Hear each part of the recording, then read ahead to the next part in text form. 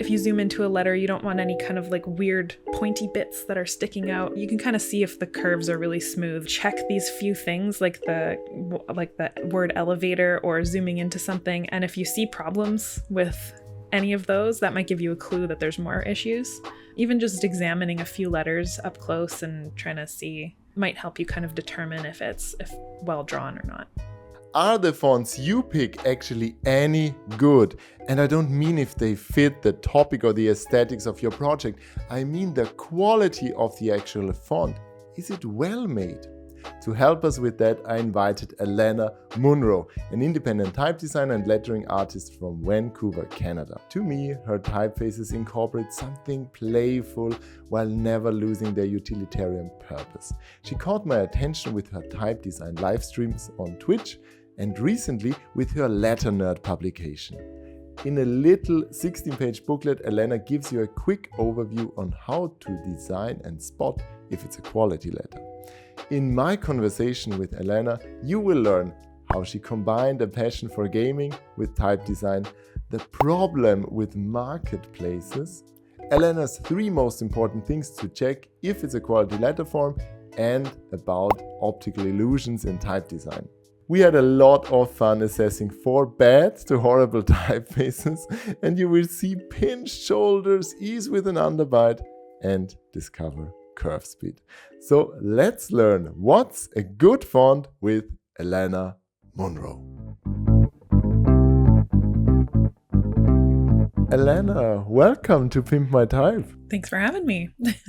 Of course, I'm super excited because today we're going to dive into the question of what makes a good font, and who could I better ask than somebody who makes great fonts like yourself. And I really, really appreciate everything you do, and I follow it along quite some time now, especially on social media, on Instagram, and also on your newsletter where you share your process.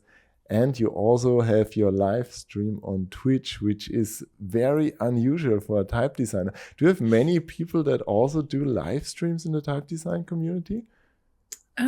I probably know about 5 to 8 people that do it occasionally. So, I mean, we're a small industry, type design, but there's an even smaller portion that will do live type design. So, That makes sense. And what about, so why did you start doing live streams? It came out of the pandemic, actually. During the pandemic, I started watching some voice actors play Dungeons and Dragons on live stream, and that's kind of where I was introduced to live streaming. It had been in the gaming industry for a long time, but I always thought of it as kind of like, oh, it's just people playing video games. Nobody streams anything else. But when I was watching them stream Dungeons and Dragons, and then I started exploring, there were people streaming art and like ceramics or all kinds of interesting things. I was like, oh, well, why not do type design? And so I searched if anyone was doing type design, and I found Akimbo was the only person at that point that was doing it on Twitch. And I was like, okay, cool. Like, I think I could do this. So it was kind of a pandemic project to sort of try and reconnect with some community and just try something different and open up my process so that other people can kind of get a little bit of a taste into it. And it's nice because it has the chat. So people can come in and ask questions, and then I know what my audience is looking to learn, and I can kind of tailor it or answer questions as I'm working on stuff. And it sort of, there's a little bit of a feedback loop there, which is nice. Yeah. And what did they want to learn? Or what were some questions that came? It varies quite a bit because I have people come in who are just cruising around Twitch and they know nothing about type or design or anything. And they're just like, what are you doing? Which is always fun to explain really weird, nerdy little niche thing that I'm working on. And other people are a little familiar with typography and they might ask like, I'm trying to think of an example question. I guess just general questions about type design, like, or they might go like, why does the E look like that? Or, you know, because they're watching visually what I'm working on.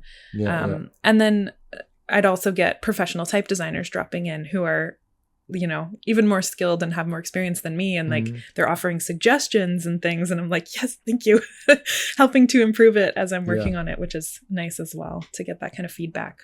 Yeah, that's true. Doesn't it also feel a bit intimidating when there could be somebody watching you that's far more ahead in their journey, and you're like, yes, oh my definitely. God, I'm sharing something and I'm such a noob. To me, you're a goddess, but to others, yeah, it's always where your level For is, sure. I guess. Yeah.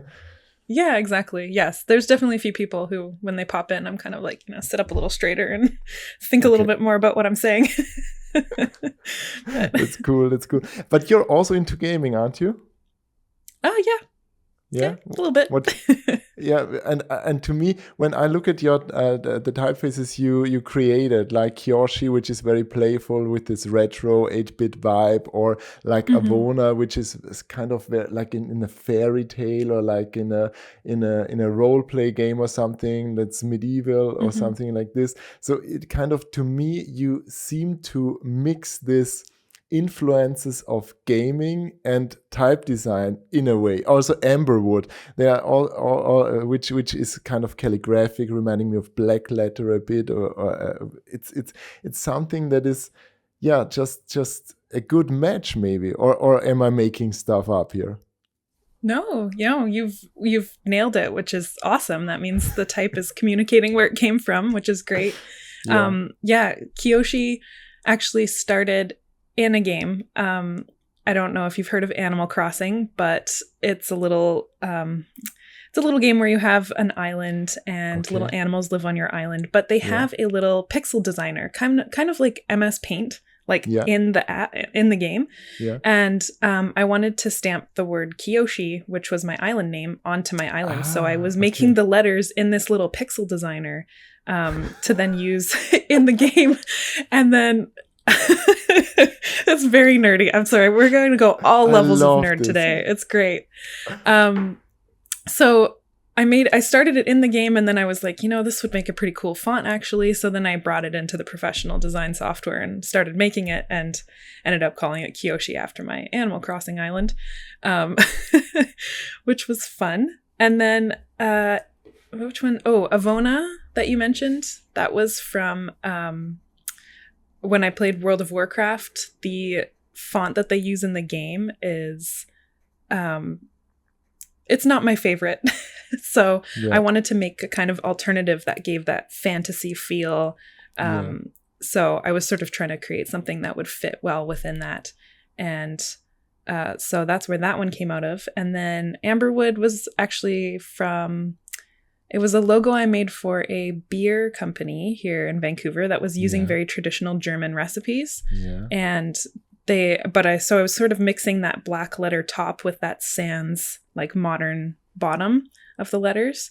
They actually ended up going with a different name and a different brand and everything. So I kept those letters and eventually turned them into a font. So yeah. So awesome. you got all of that information from the fonts, which is great. Yeah, because I think it's always that it doesn't use this use case, maybe. Of course, you can always take a typeface and use it somewhere else and apply it somewhere. But in that sense, also when you think of, you experience the pain somewhere, like the UI font in what was it?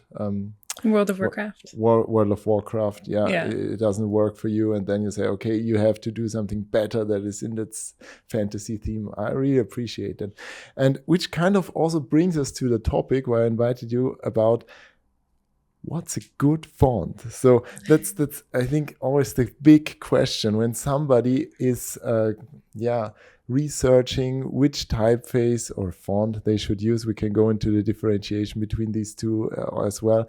But if somebody is looking for nice type for their projects, and then somebody's browsing on Google Fonts, I assume, or the font or Adobe Fonts or wherever, or on individual foundries, you are exposed to millions or countless number of typefaces, and it's so hard to make up your mind.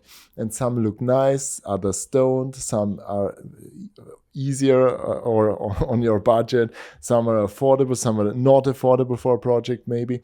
So, and then there's licensing and all that stuff. But besides the fact of licensing and everything, what surprised me when I went to design school is that you cannot really say it's a quality typeface, even though you pay for it.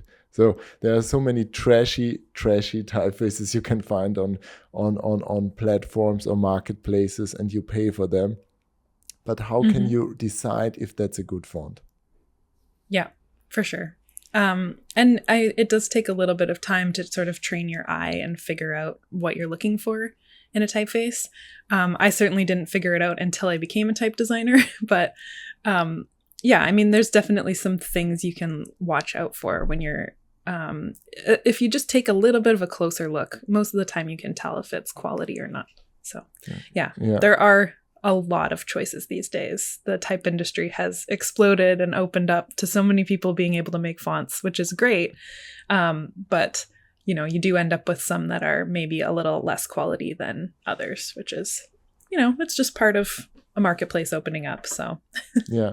There's this saying, and I said it myself, there are no bad fonts, there are only badly used fonts or something like that. But this actually is not true, because the more I researched and the more I found out there are bad fonts. It's not like all fonts are good if you know how to use them, and you could make the case if you make a grunge style poster and things should look messed up. Well, go for it. If it's art, it can do whatever it wants, I guess. But yeah, but if it's something like a graphic design piece or an interface or an app design or whatever, then it should have a minimum quality standard. So what are some of these tips or ideas or things to look for when checking if it's a good font? Okay, that's a big topic. We'll dive in. It's a big topic, yeah. Yeah, I think I usually start with where the fonts are coming from is my first kind of clue as to whether you're getting a good quality font or not. So trusted places are obviously like, big name foundries that have been around for a long time, or places like independent foundries like Klim or Commercial Type, or places that are kind of known for creating quality. Marketplaces are a bit of a toss-up. So you have individual foundries like that, and then you have marketplaces, which are places like MyFonts or Creative Market, and places that kind of house multiple fonts from multiple foundries that sometimes don't curate their collections very well. So anyone can kind of just come on and post their font, and, there's no quality control there. There's no type designer sitting there and evaluating each one and going, okay, this one's good, this one needs work, so that's kind of where you can end up. It's usually the marketplaces that end up with a little bit more problems in quality. So let's see. So Creative Market is particularly, I don't want to say bad. It's not bad.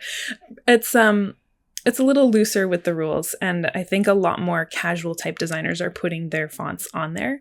You can get some very interesting display type on there, which is great if you know how to fix stuff. So you might end up with something that the spacing and the kerning is a little off. Maybe the letter forms are drawn really interesting, but it's a little bit more of a spacing issue. And if you're doing a print piece that, you can control the spacing and kerning and you can like fix it a little bit and tidy it up, then that's okay. But as soon as you want to put it on the web, you don't have control over that anymore.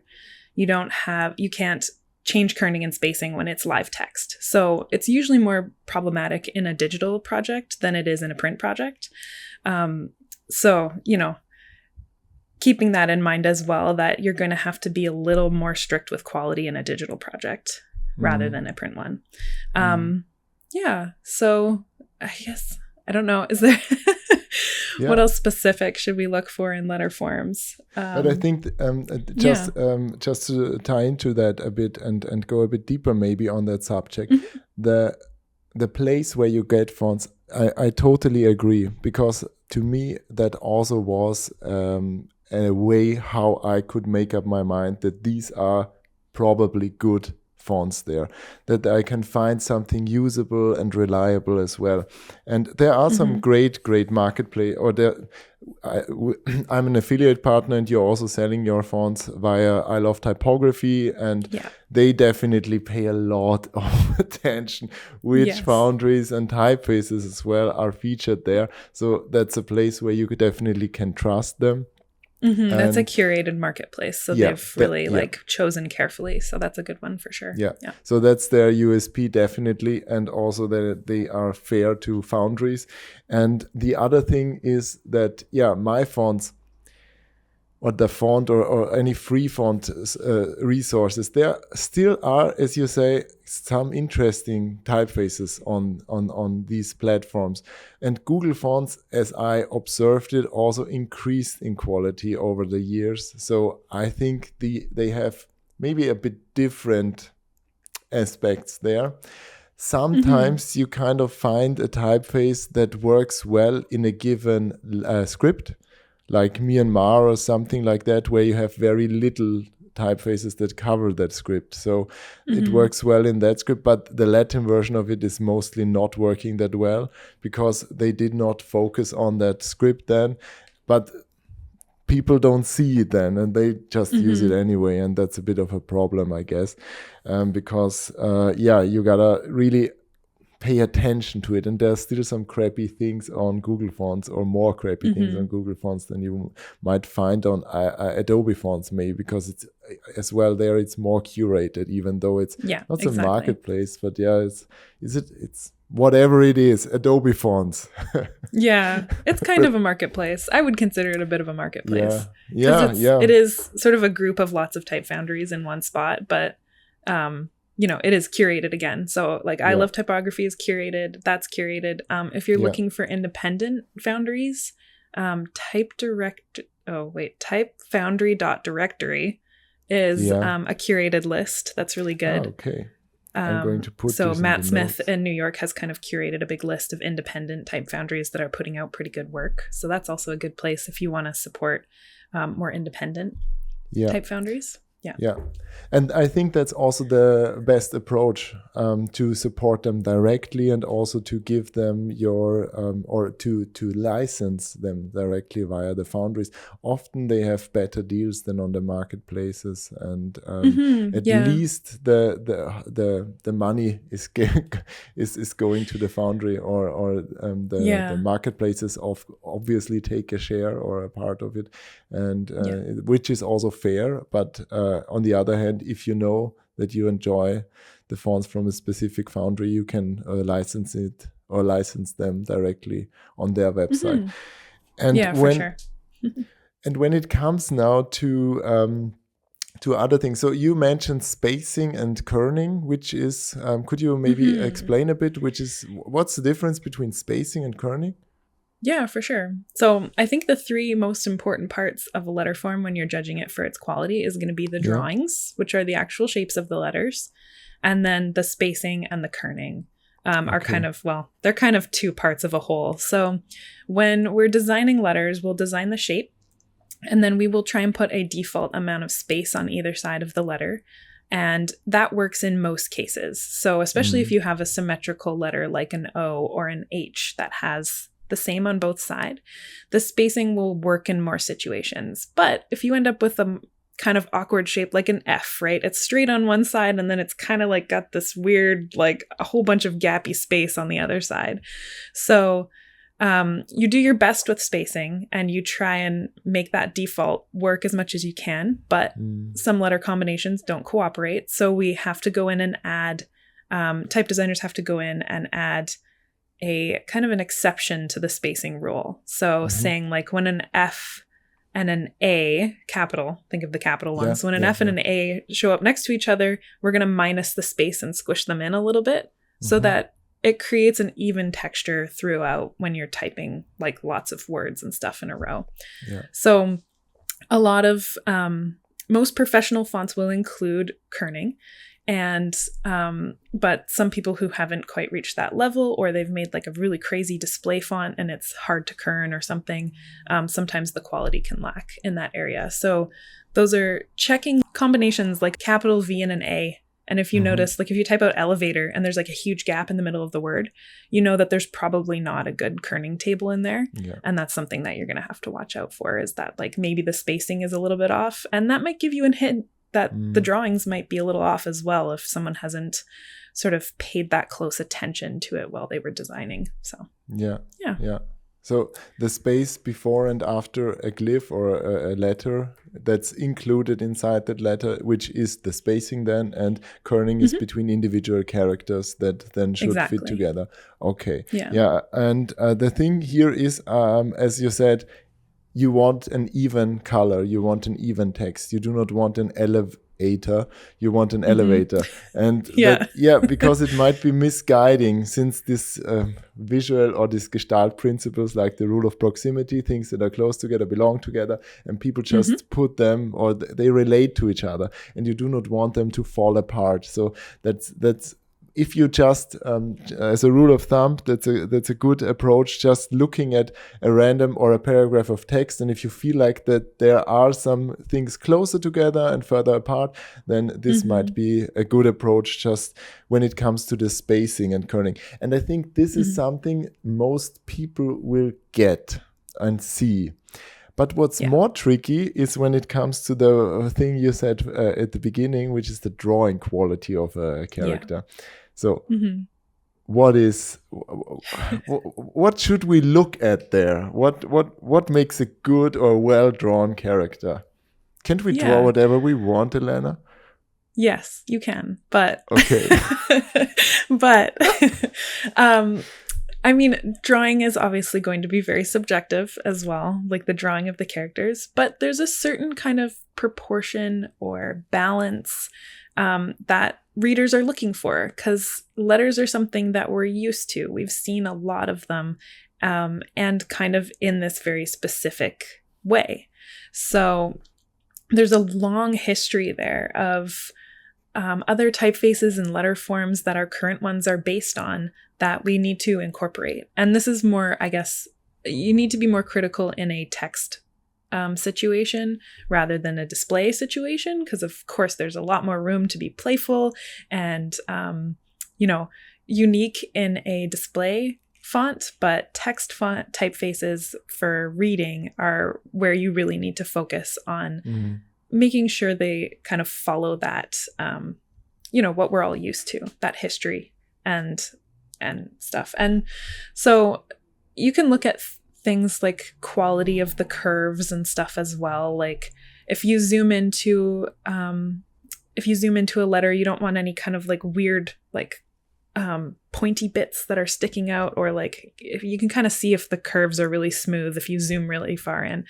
And a lot of times you might check these few things like the word elevator or zooming into something, and if you see problems with any of those, that might give you a clue that there's more issues. So even just examining a few letters up close and trying to see might help you kind of determine if well drawn or not. Yeah. What I really enjoy about your little booklet is it will not make you a type designer, of course, but you get more of an understanding what to pay attention to, like a type designer would pay attention to certain things. For example, it's a broad topic, but you really condensed this and made it very, very essential. And the expectation part is definitely something that you should keep in mind, as you said. You're expecting something different from a font you can use for headlines that could be more, as you said, striking or unusual.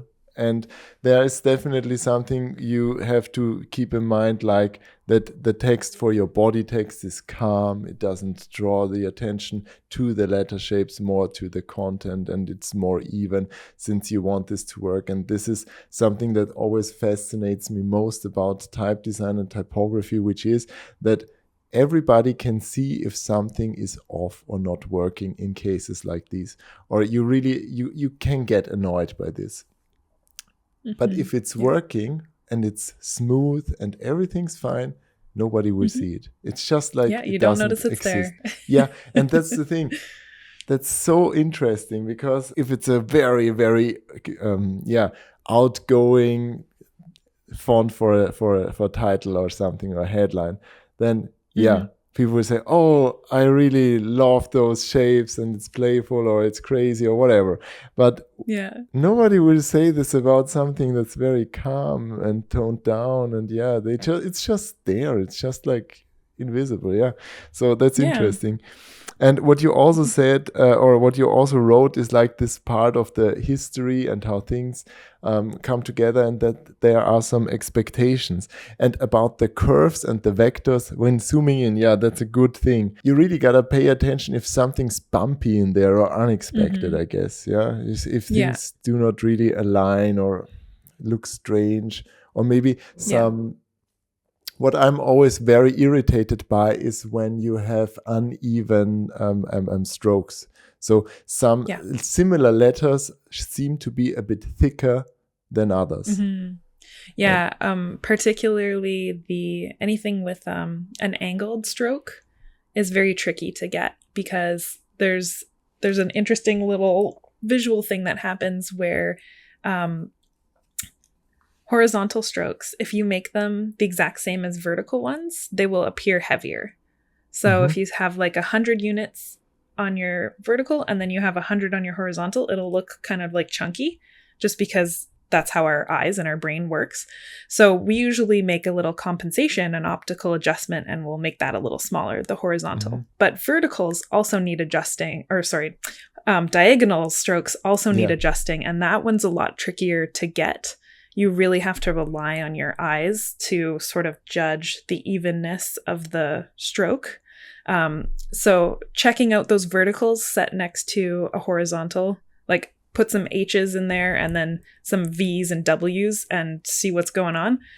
You might notice that some of those diagonals are a little, usually too heavy, is the problem that happens in a lot of fonts where you haven't adjusted that properly.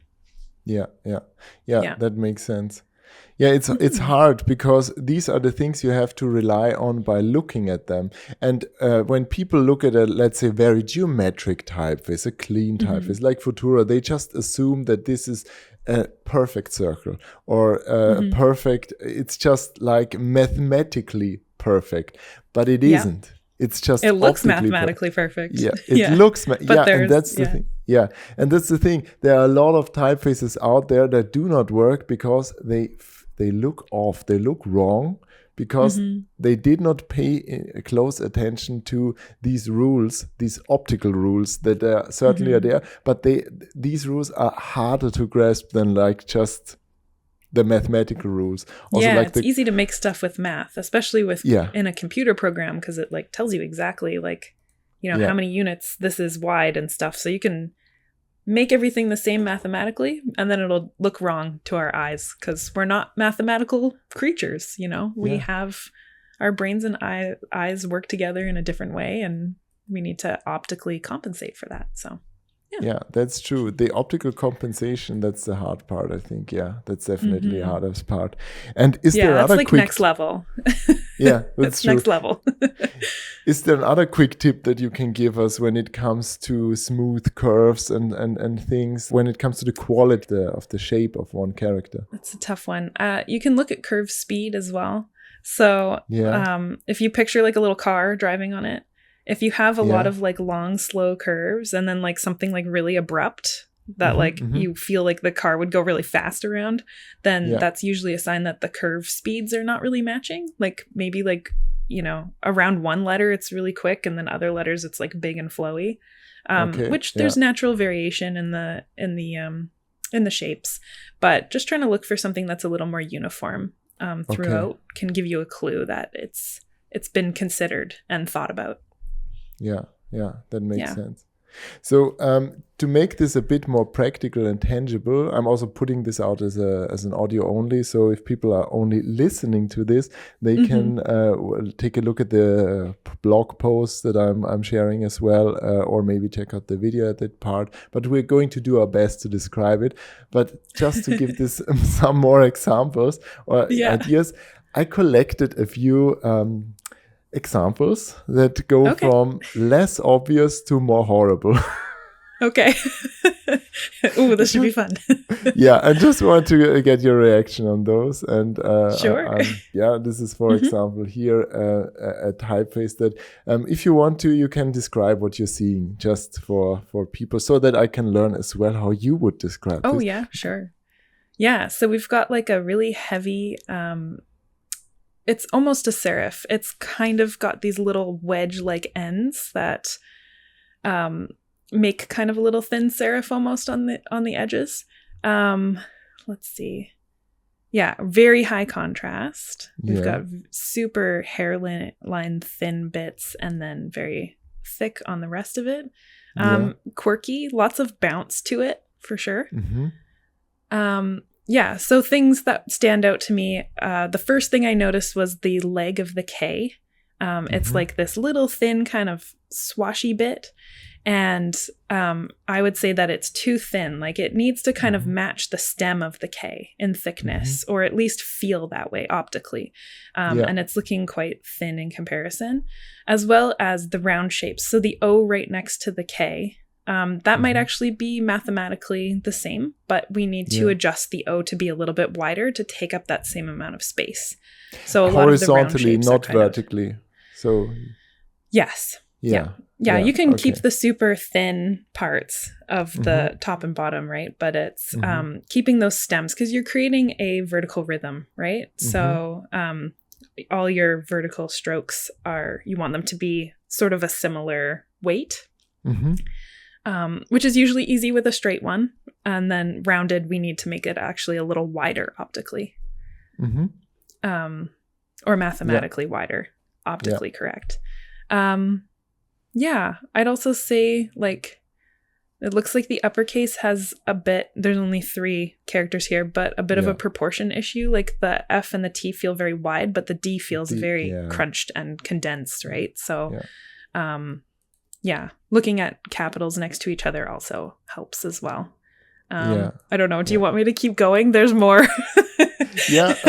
One thing when I looked at this on the first side, it looks very cool and very contrasting and very fashionable. But the thing with the K, it also struck me, but not as much as it did when you said it. But what really, really strikes me here is, as you said, this bounce that is going on, like you can see with quiet. And it feels like that the characters are not, the lowercase characters are not the same height when you set them next to each other. And there's also this idea or this great quote that we all know from, I think, Matthew Carter. It's not creating a beautiful what is it?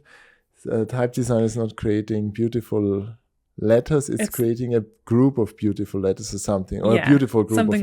Like that, something like that. I'm butchering this horribly here, that's okay. I can't remember it right now either.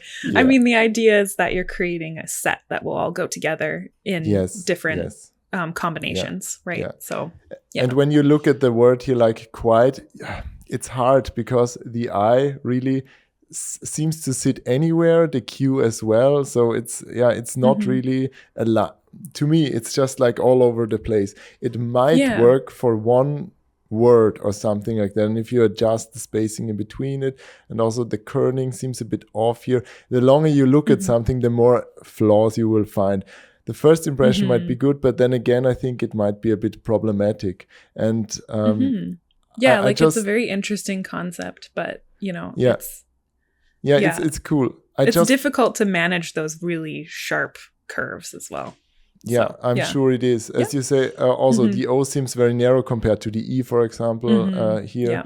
And you also introduced this, or I'm using here one of your typefaces. Do you recognize it? Yeah. Yeah, that's Thalia. That's Thalia, of course. It's even more contrasting because yeah, it's so much stencil. Contrast. Your thin parts disappear completely. Yeah, that's true. And so it's maybe a bit unfair, but the problem here, as you see, maybe you want to go for that, comparing this with the overshoots and stuff. Yeah.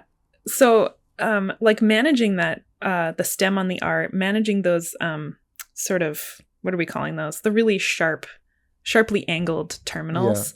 Yeah. Like, in order to kind of make it feel like it's lining up with everything, you're going to have to poke it way up higher above the X height, right? I think, is it showing on there? Yeah, mine sticks up a little bit because you're trying to move that body and that volume a little bit up so that it feels like it's lining up with the top of everything. Yeah. So, I mean, one way they could fix it, or like maybe make it a little more successful, would be to overshoot that a little bit and move that whole shape up a little bit more. And then just paying attention to like the O and the E. The E is much wider.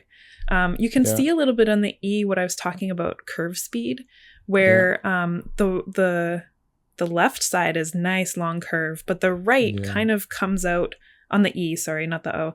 The right side of it comes out and at a bit of a sharper, there's a bit of a point almost to the end of that curve.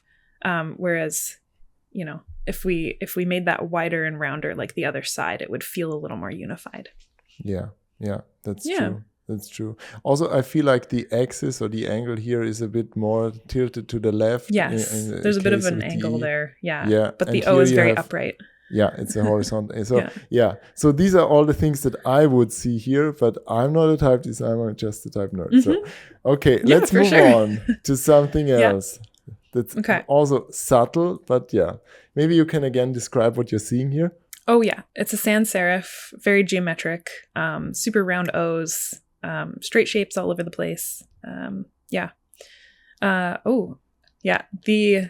The curves around the B's and the D's are sticking out to me right away as kind of being pinched around the shoulder of them. The shoulder is kind of that top part of the curve, and the bottom as well. But I don't know if you see that. It looks a little wonky, right? On the top right. Yeah, here. Looks a little pinched, right? Like it's not thick enough. Yeah. So like looking at drawing quality, that's what sticks out to me first, as maybe there's some issues here. Yeah, that's true. Also the eye dot or eye tittle is way too small for my liking. Sometimes that's just a choice, but I would usually make it bigger and higher. Because it gets a little lost when it's too small and too close to the X height line. Yeah, definitely. And so it looks like they've made it the same as the period, which you would think for consistency that would make sense, but usually we expect the eye dot or tittle to be a little larger and take up a bit more space. Yeah. And that's the thing, as you said, with the drawing quality, the Q, the B, the P, the D, they all look a bit wonky. I guess it's the same. They've used the same shape for that, but it's, Yeah, and they rotated it. Also, some things that look a bit off to me is like the E here. Yes, like it's got a bit of an underbite. An underbite, that's nice. An underbite, its jaw is like a little bit back a little bit. Yeah. Something you could say about the U and the AH and something like that? Because to me, just looking at it, it feels very clumsy as well. It just feels like it doesn't really move into it. Yeah, it feels more constructed. Yeah. Like it's parts that have been stuck together without much consideration for how they transition into each other. So you can kind of see it coming over, like it's starting one shape and then suddenly change direction and go straight down. So there's not like a lot of blend there. Yeah. Which could be a stylistic thing, but because of the P and the B and the like sort of pinching that was happening there, I'm not sure that it was intentional. The S, on the other hand, looks quite okay to me, which is surprising. I'm not sure if you see anything. It seems to tip a bit to the right. Yeah, it's a little pinched in the... So S, usually you put a little more volume in the spine and the middle part. which they've kind of done the opposite a little. It's very nice on either side, but the spine is like a little kind of pinched in the middle. It looks a little thinner, and will kind of disappear. So and that you also have this thing called this I think boning effect or something like that, where things seem thicker because they just go. It's really the transition. It's the transition. It's a transition. So that's the thing. It might be cool and easy, but it's just geometric typeface and everything's easy because it's geometric. But it's not. It's just not. It's just hard to do these things. So the underbite, I love that one. The underbite. Also, I just picture like a dog that has its like just like this.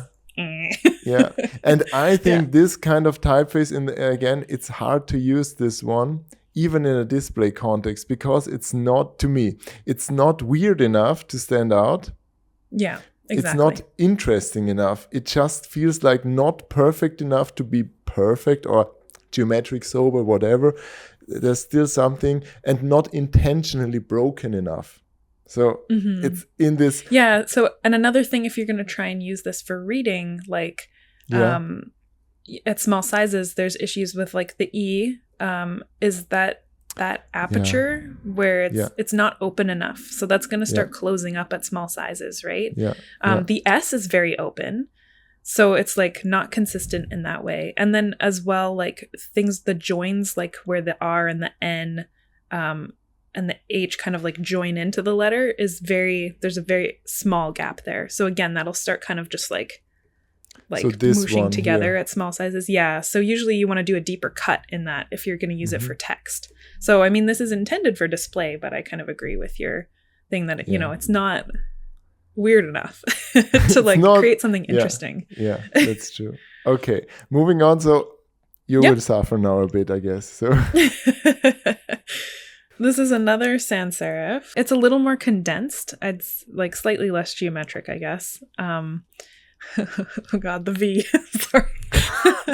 It's got more of a humanist touch, I would say, or a more dynamic touch to it than the other one. Yeah. Or for sure. Right away the drawing quality sticks out quite a bit. Like the H, super pinched on the top. Inconsistency with how the tails end. Like if you go to a little further to the T and the E, those two terminals are completely different. And the one side of the E is very pinched compared to the other. Yeah. I mean, you can, the drawing quality issues in this one are pretty obvious, I think, but maybe that's just because I'm a type designer. But if they stuck out to you, then, and spacing as well, like look how much space is between the K and the E. That word is almost breaking apart completely. It's intentional because it's broke and it's broken. It's a little broken. It's intentional. Yes. So you see this, as you said, like also at the O, the right part here is just thicker than one the side is bigger part. than the other. Yeah, so, you can tell right from that someone wasn't paying close attention to the details when they were putting this together. That's true. So or it got mangled somehow. I don't know.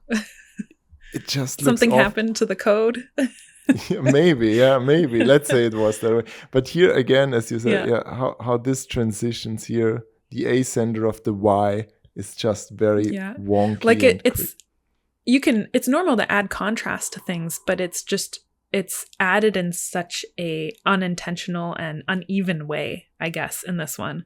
Like that Y does have a little pinch to it to sort of compensate for like a bunch of shape kind of for there being too much dark space in that shape. You usually pinch into the Y a little bit, but it's pinched on one side, not the other. It is not pinched evenly, so stuff like that. Yeah, that's true. And I think there's also an opposite problem with the dot of the I. It's bigger, but it's offset to the side a little bit. It's not. In this case, it could be a bit. It could be a bit smaller even. So it's kind of the opposite problem. And kerning or spacing or kerning, whatever. Or both. It's Oh, usually a both. combination. Yeah. I'm dying here. Okay, good. We're moving into two more we have. So bear Okay. with me now. Okay. Now we have it's a sans serif with some contrast, and it's on kind of like an italic angle, very steep angle, thicker verticals, thinner horizontals, and a super high X height. So much so that the H looks more like an N, but yeah, that's a good point. Yeah. I mean, you can tell what it is in context, but it's Sure. the X height is so tiny. There's like no room for ascenders. Yeah. The E, again, major underbite for this one. Major underbite. It's major underbite. It needs to come out a little bit more for sure. And the O you can tell as well. You know, it's uneven on both sides. Yes, you've put it at an angle, but you still need to keep it even on both sides, I guess. Couldn't we say that this is somehow intentional or by design if we look at the E as well? Yeah, and you could. Maybe just yeah, that's true. It's could be, maybe, not sure. It could be. Yeah. It could be intentional. Yeah. Yeah. Okay. I actually like the size of the I dot in this one. I think it works for how thick it is, but again, like you don't have much ascender room for it, so it actually goes a lot higher than the ascenders. It's interesting. It's above like the top of the B. It's true. Yeah, and just how the connections are working too, like especially when you get stuck with the N and the R, is a little bit awkward. Yeah, that's true. Here, it feels kind of like has a bit of a weird round shape coming out of a straight shape, but there's not enough difference. Yeah. It's sort of like it's coming out at the top of the letter instead of coming off of the side, so it's a little awkward. Yeah. To me, as well, the S really doesn't work. The S is not working at all, unfortunately. But I mean, it is the hardest letter to draw, to be fair. But that could use some attention in this one for sure. Okay, and finally, something that I do not have installed here, but I'm having this on. I'm showing this on one of the sites I really despise, which is my fonts. Here. For God's sake, it's the one that we also have. Oh wow! Okay, I've not seen this before. What? This is another italicized. Well, it's not italic. It's an oblique sans serif. So a sans serif that's been tilted sideways, and it's I don't know how to describe it. It's the W is huge compared to everything else, and the underbites. What's with all the underbites happening here? The E is underbite again. It just lost its whole chin, I guess. There's a theme. Yeah. Okay. There's and no. We don't I have dot? an issue. We don't have an issue with the I dot. But we don't get one at all. No. I think proportions are also very nice comparing the R and the Even the R and the B right next to it, like the B is little. The R is supposed to be thinner than the B, but we've got the opposite going on here. So. Yeah. And the Q is supposed to be related to the B, but they're completely different. That's true. As well. That's absolutely true. And what's also as it also struck you with the W, it's huge. It's so huge. Heavy. And it doesn't have any contrast in it, which is weird because all the other letters aim to have some contrast in there. Exactly. Yeah. It's like it's from a completely different font almost. Yeah, that's true. And so this is definitely the case when you say, okay, somebody would spot this. I guess that this is not a quality font. I think most people could probably tell. If you just take a close look at it and you can see how uneven it is. And maybe it's intentional. I'm not sure.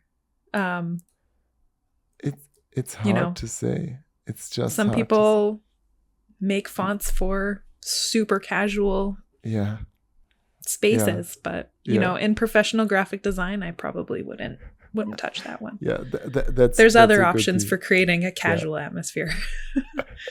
That's definitely true. Yeah, that's true. Yeah.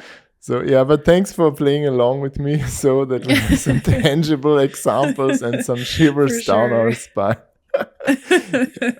The underbite E. Maybe this is a new clue that there's some issues with the drawings. Yeah, it's an underbite E. Yeah, it could be. It could be. It's just something that everybody will see there. But I think with the example with the very geometrical one, it is definitely something that people will pay more attention to. Just to say, okay, these curves are not even, or the kerning is weird. So this would be a great takeaway message, I guess.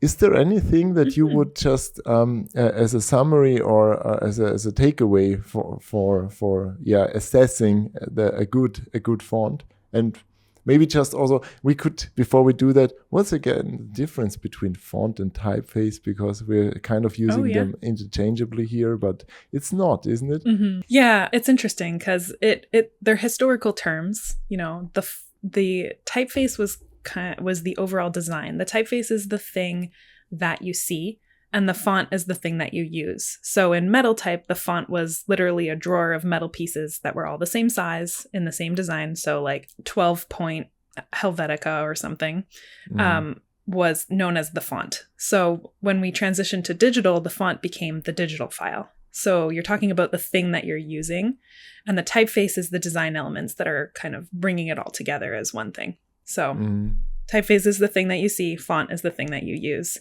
It's getting a little trickier to distinguish as we go along, because now we have the variable font format, which actually contains all those styles within it. So it's basically the same definition as a typeface. So I think as we've gone through history, the definitions are getting closer together, which is interesting. So I think, I'm fine using them interchangeably. Yeah. There was a bigger difference at some point, but now it's kind of, they're very similar. If you're referring to a specific style, like for example, as you said, Helvetica, in digital designs, if it's not a variable font, you could say Helvetica condensed bold or semi-bold or something like that. Then this would be an individual font. Would be the font. Yeah, since it also incorporates. But you can do it to any size. So. Yeah, true. Yeah, so exactly. Yeah. Anything that you would want to add as something to close? For judging a quality font? Yes. I would say, again, just like looking at drawing and spacing are the two main things that are going to give away if it's good or not. And we've gone over some tips for that. Also, just following people like Oliver, because he knows what he's talking about. And he's got some good tips. We got Font Friday. So, just talking about it with your peers and other people, talk about fonts and compare them and take a closer look with other people and get their opinions on them. And, you pass it around. When you find something good, let other people know. Yeah, that's something nice to keep in mind, just to pass a quality Foundry font or to others, and also letting me know about it so that I can share it, because I always appreciate when people send in suggestions for Font Friday fonts. I kind of also, when I reviewed things and do things, I most of the time, of course, the fonts that typeface fonts, so the typefaces I select they live up to my quality standards, of course. But I also tend to choose a few typefaces that have a few problems still, like maybe the kerning is off, or maybe a character is missing, or maybe something is flipped. But it's very rare. And if it is if it is so, I'm pointing this out, and I'm also including it in the review so that people know, there are some issues there, but you might use it for something else, because in these cases, maybe for print, or maybe for one word, or maybe for a short title or something, it might be the one typeface you're looking for.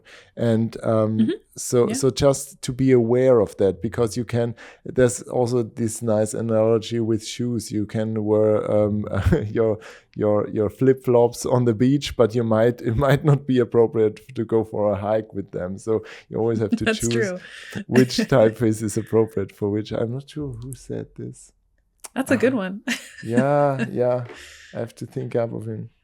I'm going to find out and put it in the show notes, so that by whom this quote is with the shoes. Anyway, so where can people go to find out more about you and the stuff you're doing, Alanna? My website's probably the best place, AlannaMunro.com. And then I'm on Instagram fairly regularly. And at some point I'll live stream type design on Twitch again, so you can find me there too. Cool. I unfortunately always missed it because it wasn't in my time zone. So bummer. Time zones are tricky.